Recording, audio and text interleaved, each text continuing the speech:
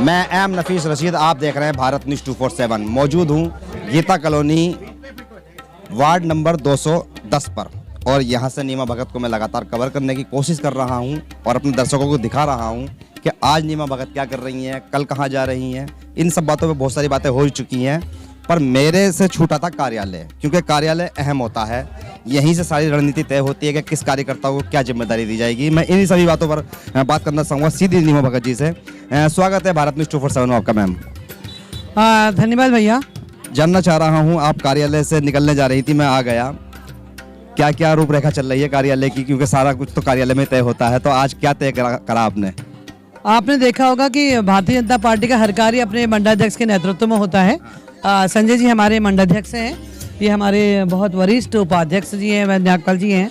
हमारे कार्यकर्ताओं का जोश आपको दिखाई दे रहा होगा कि किस तरीके से एक ललकार की तरह हम लोग यहाँ से निकलते हैं। जैसे एक सेना निकला करती थी ना, उस तरीके से देखिए सारे सज धज गए हैं और हम लोग पूरे उत्साह से भरे हुए हैं, क्योंकि ये मोदी जी की सेना है। ये इस तरीके से निकल रही है मैदान में, क्योंकि ईमानदारी हमारा धर्म है, ईमानदारी हमारा कर्म है। उस कर्म के भरोसे हम लोग क्षेत्र में निकल रहे हैं, और ये मेरा कार्यालय आपको बता रहा है किस प्रकार से इसमें हलचल है। और ये जीता जागता परिणाम है कि भारतीय जनता पार्टी का कार्यकर्ता जब काम करता है ना, तो सब लोग चित हो जाते हैं। आपका कार्यालय संचालन कर कौन रहा है मैन? कार्यालय संचालन हमारे यहाँ हर चीज कार्य को बांट के होता है। इस वक्त कार्य कौन लोग प्रमुख हैं, वो रस्तोगी जी है, राजेंद्र रस्तोगी जी, जो बैंक से रिटायर हैं, काफ़ी सीनियर मोस्ट आदमी हैं। और हमारे जो पूरी तरीके से बाकी मेरा पूरा कार्य जो है हमारे प्रदेश का एक शीर्ष नेतृत्व, तो हमारे मंडल अध्यक्ष के नेतृत्व में हम सारा काम करते हैं। ऐसा पर्टिकुलर हमारा एक संगठन है, संगठन के बिना भारतीय जनता पार्टी का कोई भी सैनिक एक इंच ना आगे बढ़ता है ना पीछे बढ़ता है।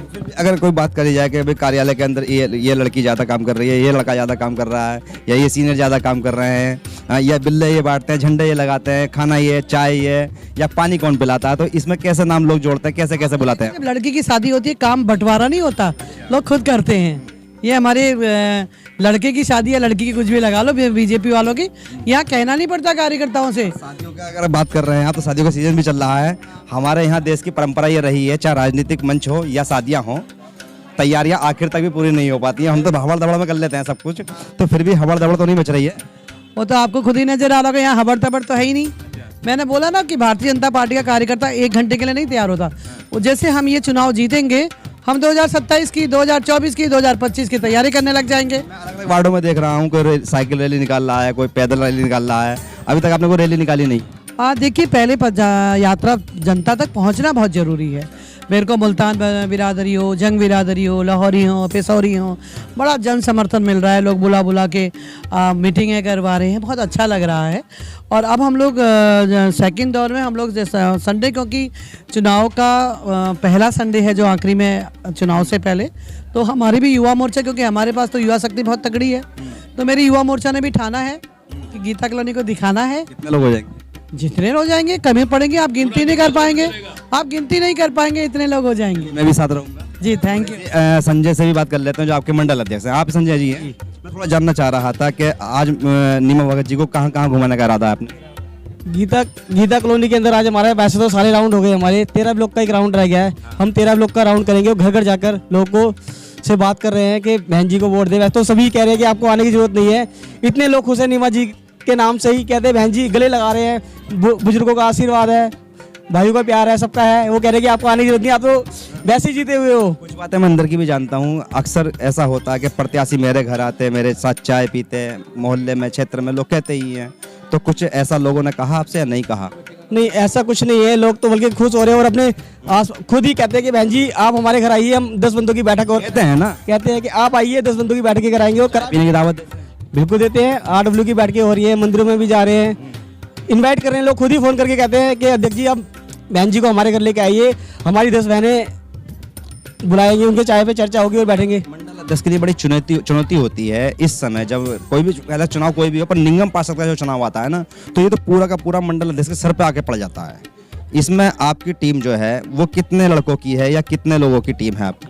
अच्छा, मंडल अध्यक्ष की जो टीम है वो सारी टीम अपनी है, क्योंकि सबने मिलजुल के काम करना होता है। इसमें एक पर्टिकुलर एक बंदा नहीं है कि अध्यक्ष हो, एक पोस्ट दे दी मुझे कि अध्यक्ष हो आप, लेकिन ये सभी जितने बहन भाई खड़े हैं सभी मिलके काम कर रहे हैं हम, और आगे भी मिलके ही काम करते रहेंगे।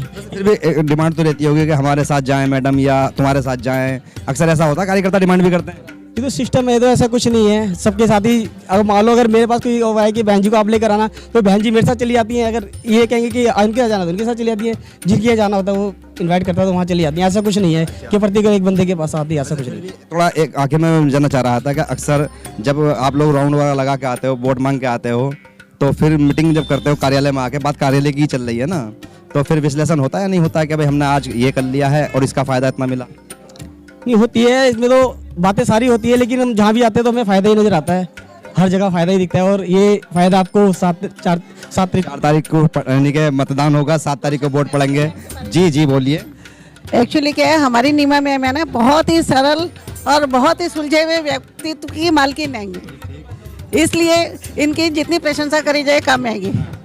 हमें ऐसा लगता ही नहीं है कि ये हमारे से बाहर की हैंगी, हमें ये लगता है कि ये हमारी बहन है, बड़ी बहन है। शुक्रिया। कुल मिलाकर कार्यालय के अंदर ये लोग सब तैयार हो चुके हैं। जैसे कहा जाता है यलगार हो, तो ऐसे ही ये लोग अब प्रचार के लिए निकलेंगे, वोट मांगेंगे, घर घर जाएंगे और घर जाकर ये बताने की कोशिश करेंगे कि भारतीय जनता पार्टी को गीता कॉलोनी की जनता वोट क्यों दे।